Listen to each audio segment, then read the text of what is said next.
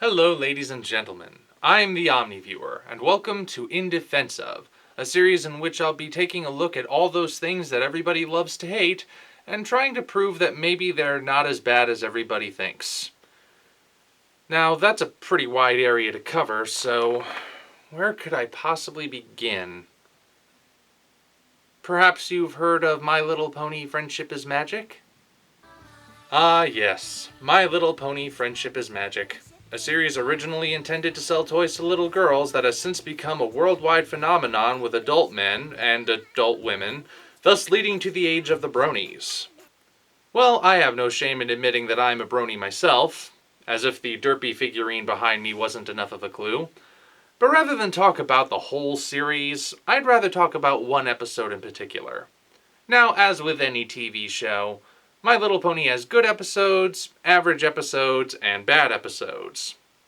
But each season so far has had at least one episode in particular that everybody agrees is the worst of the worst. And for season 1, that episode appears to be Over a Barrel, an episode that drew a lot of controversy by drawing from the historical conflict between... Wait just a cotton-pickin' minute here. What? Don't you know, this is pony analysis you're doing, and federal law clearly states that pony analysis can only be done by non-human original characters represented by a series of static images. That means this review falls to me. I don't have a choice, do I? No. Okay then.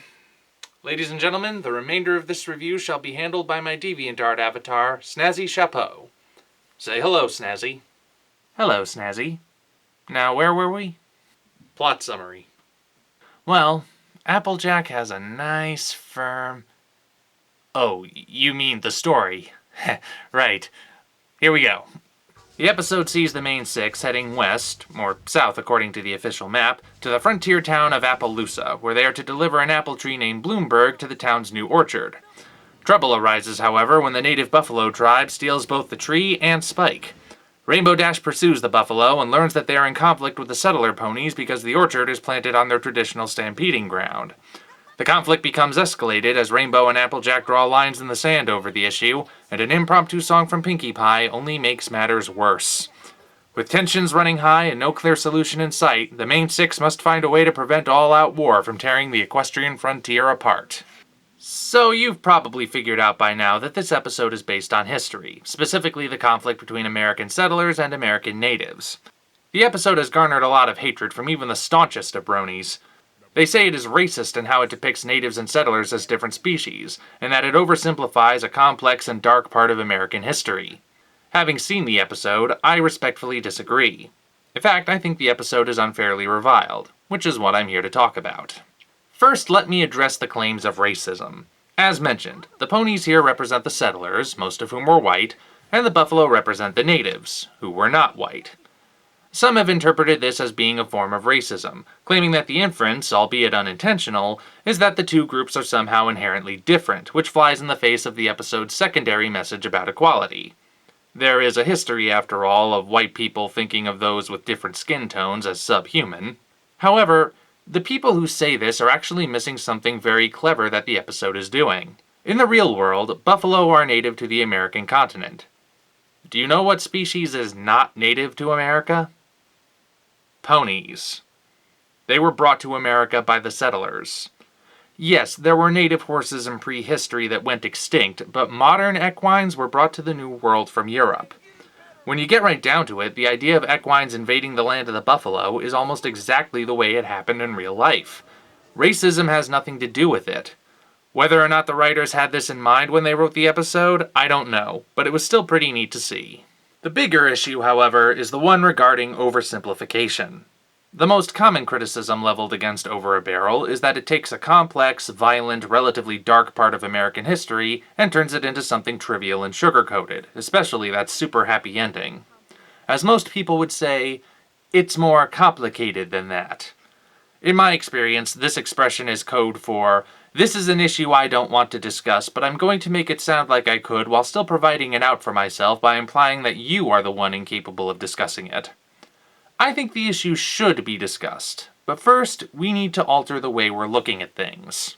Speaking as somebody who has watched a lot of cartoons in his life, I can tell you with utmost certainty that the oversimplification of reality with animal protagonists to prove a point is a tradition going back to the very dawn of animation. Heck, it even predates that, as Aesop was using animals to illustrate sociopolitical ideas before the birth of Christ.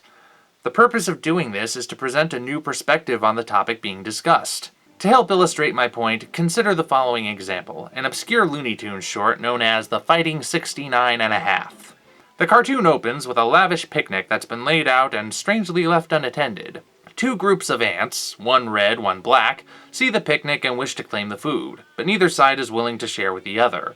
When quarreling turns to provocation, the two sides mobilize and start an all-out war, complete with artillery and air support. Eventually, the humans return and pack their now ruined picnic, leaving behind a single piece of cake that the ants continue fighting over until the leaders decide that the fighting just isn't getting any results. They call a peace conference and agree to divide the cake evenly between them. However, when the red ants draw the lines in such a way that gives them slightly more than the black ants, conflict erupts yet again. Now, as some of you may have gathered from the visuals, some of which are in shockingly bad taste, this cartoon is inspired by World War I, right down to the way it ends, with a sudden decision to stop and the redrawing of borders that results in another fight. Some people might argue that the cartoon oversimplifies the war, but take another look. Not at the cartoon, but at history. In 1914, all of Europe was itching to go to war, and they jumped at the first chance that presented itself. Poor decisions were made all around, nothing of significance was really gained by either side, and the way it ended was so poorly handled that it basically made World War II a question of when rather than if. It was a war that did not need to happen, plain and simple, and ultimately it did more harm than good. Most importantly, though, looking back, the whole thing just seems so pointless, so cheap, so petty. Why, it almost seems as petty as, well, as ants fighting over a picnic. In that sense, the cartoon is very accurate in its portrayal. Now look at the history that Over a Barrel draws from. On the one side, you have the people that need a place to live, as there are no options left in the so-called civilized world, and they're settling in the only places available. On the other hand, you have the people who have already been living in those places for generations and don't appreciate being forced out so a bunch of strangers can claim it for themselves. Both sides could probably have worked out a compromise, but the people who believed that the West wasn't big enough for the two of them overshadowed the people that would have sought a peaceful solution. That certainly sounds like how it happened to me, and that's how it played out in Over a Barrel. As for the super happy ending, consider that a depiction of what should have happened rather than what did happen. Now, I'm not about to pretend that there was no more to that period of time than what I described. There was much more to the issue, far more than we have time to discuss here.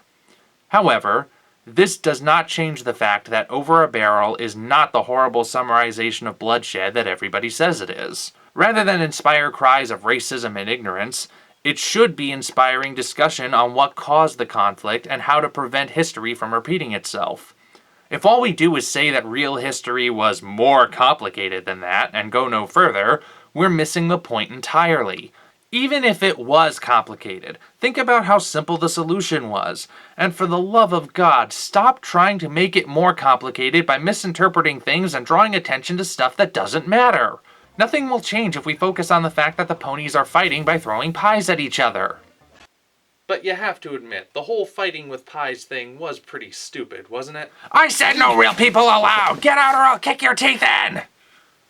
Either way, I think Over a Barrel is a good episode, and it deserves more love than it receives.